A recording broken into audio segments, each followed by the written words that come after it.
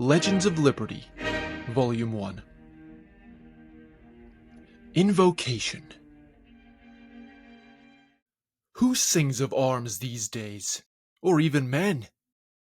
The seed of Adam's tucked inside Eve's apple, not taking root. He showed his defect when atonement trailed equality's long grapple. Too many chicks in movies know kung fu, performing feats unlikely in that sex, and want to throw the pigs who snort this view in barns with creatures equally complex. Our age has lost all its affinity for epic tales of toxic masculinity. The classic heroes had a change of heart. Achilles turned serene materialist. He'd rather farm than fight, though he still smarts at Agamemnon, the imperialist. Aeneas sailed away from his new home. He wouldn't dare establish anything as brutal, mean, and merciless as Rome. Jason renounced the fleece as empty bling. And Godfrey of Boulogne? He realized that Tasso made him just a tad idealized.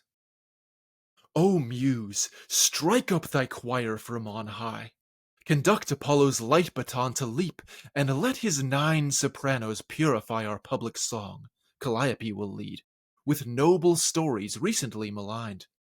Their harps will pluck no cacophonic noise heard by those citizens, tone-deaf and blind, who pledge allegiance to mere carnal joys. Where honor, valor, loyalty are slandered, utopias are raised without a building standard. Ugh, not another epic of the state, complains the college grad. That stuff is boring. I mean, it's like old-fashioned, so third-rate. Just propaganda. Back when I was snoring through class, my teacher told me all those lies. I've watched the 1619 Project doc. I know the truth. The U.S. sucks. I'm wise to power. Read Foucault. It's all a crock. To you who'd cut our happy flag to shreds, take care. You're apt to deconstruct yourself instead. Explorers of the past don't take an axe with them that's dull, so sharpen yours to loose it towards those hacking at our fathers' backs.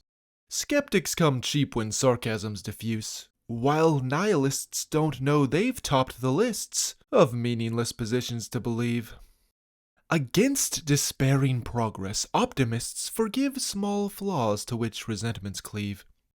For sweeter fruits not dropped from heaven's tree since that 6th year of 1770.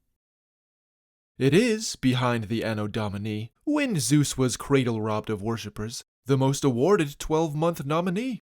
Across the sea, a Scottish bachelor stirs the grumbling hive of men about his brain, and dips his quill into their honeycomb to dream up buzzing, bustling, blooming plains that a beekeeper's covered hand condones.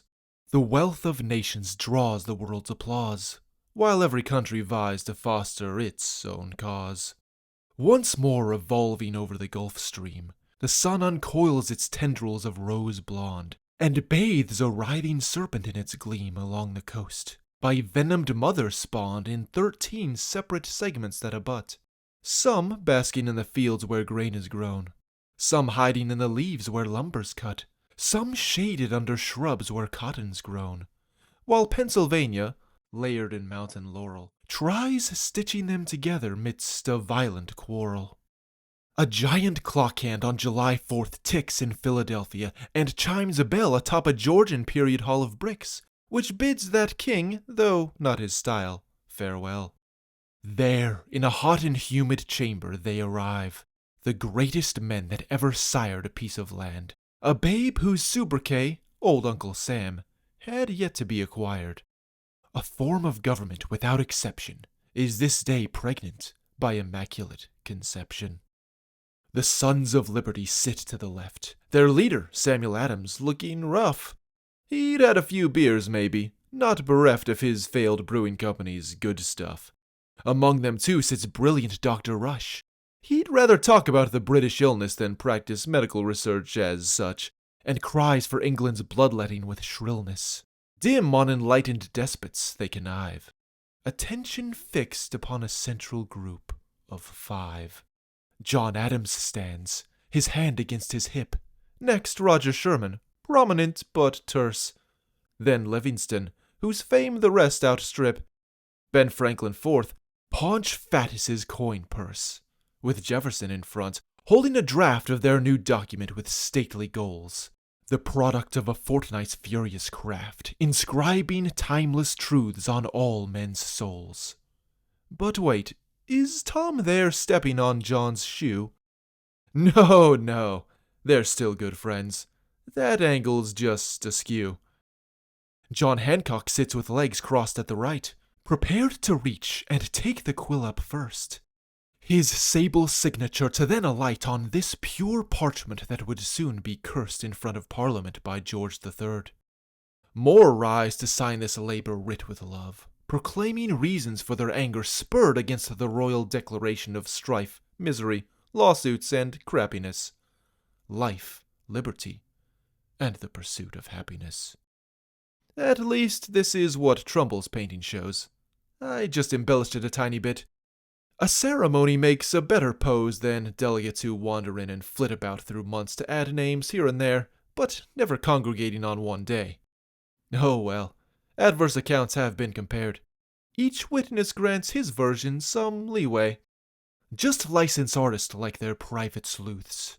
False surfaces, once magnified, see larger truths.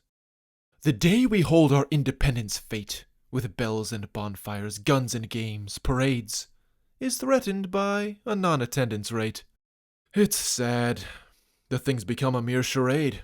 Drug addicts, losers, derelicts, and boozers, illuming end to end their fairyland where every beggar has become a chooser, appending gripes and groans with ampersands. At picnics, lavish barbecues turned orgies, these beatniks ravish ingenues below their 40s. Ah, freedom. Mustang roaming under grey barns, fenced and gilded, rotting in your zoo. Will you be slaughtered soon? Your fearless neigh extinguished when your tissues turned to glue? Let's not repaste the past. The grand affair that cocked our ship of state could have been swept away beneath the icy Delaware. There's wet cement around our bronze precepts, fashioned to reverence you, O Lord Creator, whose helping hand we'll see in what's recounted later. Lend me Parnassus power so I might ascend its lower foothills from the grave. From Homer, dogs and birds' raw appetite. From Virgil, founding sagas people crave. From Byron, give polysyllabic wit. From Milton, light. From Dante, hell's best features.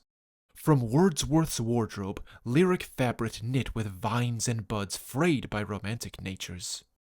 From Ovid, fluid forms, minus the flings. And from the soaring swan of sweet Avon, his wings.